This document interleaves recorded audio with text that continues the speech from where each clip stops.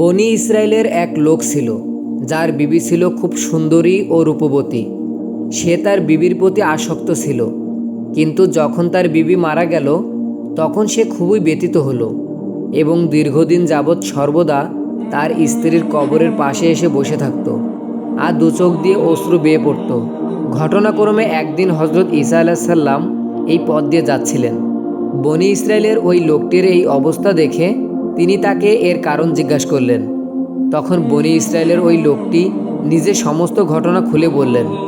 তখন হজরত ঈসা আলাইসাল্লাম জানতে চাইলেন, তুমি কি চাও, আমি তোমার বিবিকে জীবিত করে দেই? তখন লোকটি বলল, জি হ্যাঁ, আমি তো মন থেকে এটিই চাই, কেননা আমি তাকে খুবই ভালোবাসতাম। আমাকে একা রেখে চলে যাওয়ার পর থেকে আজ দীর্ঘ কয়েকটি মাস নির্ঘুম রাত কাটাচ্ছি। কবর ছাড়া আমার আর পৃথিবীতে কোনো স্থানই ভালো লাগছে না। তখন হজরত ঈসা আলাইসাল্লাম বনি ইসরায়েলের সেই লোকটির স্ত্রীকে জীবিত করার জন্য একটি কবরের লাশকে লক্ষ্য করে আওয়াজ দিলেন। ফলে সাথে সাথেই একজন হাবশী কৃষ্ণাঙ্গ গোলাম উঠে আসলো, যার নাক, চোখ, মুখ সহ শরীরের অন্যান্য ছিদ্র থেকে ভয়ঙ্কর আগুনের শিখা বের হচ্ছিল। সে হজরত ঈসা আলাইসাল্লামকে দেখেই বলল, লা ইলাহা ইল্লাল্লাহ, ঈসা রুহুল্লাহ, আর সাথে সাথেই তার গায়ের আগুন নিভে গেল। ইসরায়েলি লোকটি এই অবস্থা দেখে বলল, হুজুর, আমার ভুল হয়ে গেছে, আমার বিবির কবর তো অন্যটা। আসলে দীর্ঘ 2 মাস ধরে কান্নাকাটি করতে করতেই কোন কবরের সামনে যে আমার অবস্থান রয়েছে সেটি ভুলেই গিয়েছি। এটি শুনে হজরত ঈসা আলাইসাল্লাম ওই গোলামকে হুকুম দিলেন, তুমি তোমার কবরে আল্লাহর হুকুমে চলে যাও। সাথে সাথেই সে লাশ হয়ে লুটিয়ে পড়ল। এখানে উল্লেখ্য যে প্রথম লোকটি যখন মৃত্যুবরণ করেছিল সে কাফের হয়ে মৃত্যুবরণ করেছিল, কিন্তু দ্বিতীয়বার হজরত ঈসা আলাইসাল্লামকে দেওয়া আল্লাহর বিশেষ ক্ষমতায় সে জীবিত হয়ে পুনরায় আবার ঈমান নিয়ে মৃত্যুবরণ করল। এখন হজরত ঈসা আলাইসাল্লামের ওপর ঈমান গ্রহণ করায় সে ঈমানদার হয়ে কবরে চলে গেল এবং তার কবরকে মাটি দিয়ে ভরাট করা হলো। হজরত ঈসা আলাইসাল্লাম অন্য কবরের দিকে তাকিয়ে হুকুম করলেন, হে কবরের অধিবাসী, আল্লাহর হুকুমে জীবিত হয়ে যাও। এবার সঠিক কবরের সামনে হজরত ঈসা আলাইসাল্লামের সঠিক নির্দেশনা পাওয়ার সাথে সাথেই কবর থেকে এক অরণ্য সুন্দরী মহিলা মাথা থেকে ধোয়া ছাড়তে ছাড়তে উঠে আসলো। মহিলাকে দেখে লোকটি বলে উঠল, হে রুহুল্লাহ, হে আল্লাহর নবী, এটাই আমার বিবি। অতঃপর অনুমতিক্রমে লোকটি তার বিবিকে নিয়ে বাড়ির পথে রওনা হলো।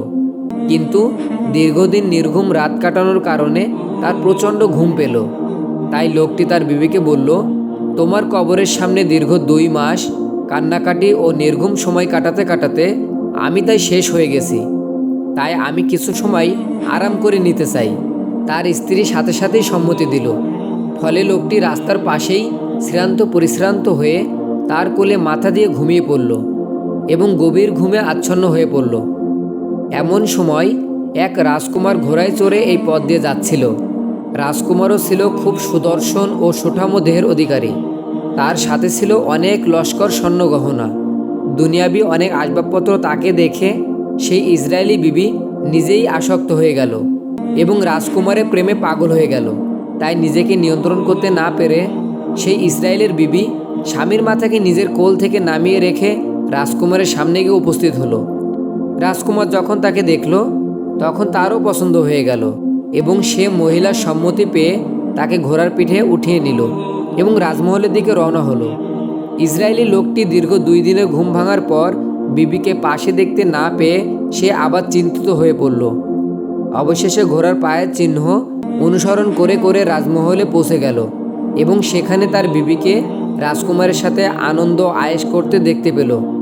তখন ইসরায়েলি ক্ষুব্ধ হয়ে রাজকুমারকে বলল, এটা আমার বিবি, দয়া করে তাকে ছেড়ে দিন। রাজকুমার কিছু বলার আগে মহিলাটি বলে উঠল, আমি তোমার বিবি নই, আমি রাজকুমারের বাদী।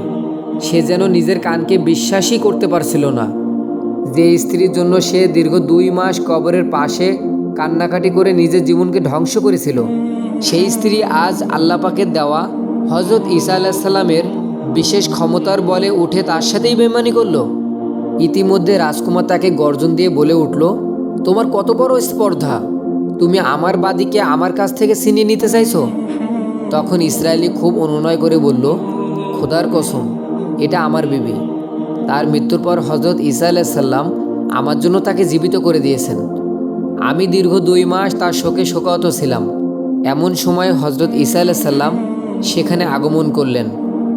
তাকে দেখে ইসরায়েলি লোকটি বলল, হে আল্লাহর রাসূল, আল্লাহর বন্ধু, এই মহিলাটি আমার বিবি নয়, যাকে আপনি আমার জন্য জীবিত করে দিয়েছিলেন। হজরত ঈসা আলাইসাল্লাম বললেন, আহা, এ তো সেই মহিলা। এই কথা শুনে মহিলাটি বলল, হে রুহুল্লাহ, লোকটি মিথ্যাবাদী, আমি এই রাজকুমারের বাদী। হজরত ঈসা আলাইসাল্লাম বললেন, তুমি কি সেই মহিলা যাকে আমি আল্লাহর হুকুমে জীবিত করেছিলাম? মহিলাটি বলল, রুহুল্লাহ, খোদার কসম, আমি সেই মহিলা নই। এভাবে সেই মহিলাটি কাকুতি মিনতি করতে লাগলো। অতঃপর হজরত ঈসা আলাইসাল্লাম বললেন, আমি আল্লাহর হুকুমে তোমাকে যে জীবন দিয়েছিলাম সেই জীবন তুমি ফেরত চাও। এই কথা সেই মহিলাটির কানে যাওয়ার সাথে সাথেই মহিলাটি দাঁড়ানো অবস্থা থেকে হঠাৎ মাটিতে ঢলে পড়ল। সে ইমানদার হয়ে উঠেছিল ঠিকই, কিন্তু এখন হজরত ঈসা আলাইসাল্লামকে অমান্য করার কারণে কাফের হয়ে কবরে গেল। হজরত ঈসা আলাইসাল্লাম বললেন, যদি কেউ এমন ব্যক্তিকে দেখতে চায় যে কিনা কাফের অবস্থায় মৃত্যুবরণ করে কিন্তু জীবিত হয়ে ঈমান গ্রহণ করে, তাহলে সে যেন সেই হাবশী গোলামকে দেখে, যে একবার কাফের অবস্থায় মৃত্যুবরণ করেছিল ঠিকই, আবার জীবিত হওয়ার পর ঈমানের সাথে ইন্তিকাল করলো। আর যে ব্যক্তি এমন মানুষকে দেখতে চায় যে ঈমানের অবস্থায় মৃত্যুবরণ করেছিল ঠিকই, কিন্তু আল্লাহ পাক তাকে দুনিয়ার নিয়ামত দেওয়ায় সে আবার দুনিয়ায় অন্ধ হয়ে অন্ধভক্তিতে মরিচার পিছনে দৌড়াতে থাকলো, নিজ স্বামীর সাথে বেইমানি করলো আল্লাহর পাঠানো তার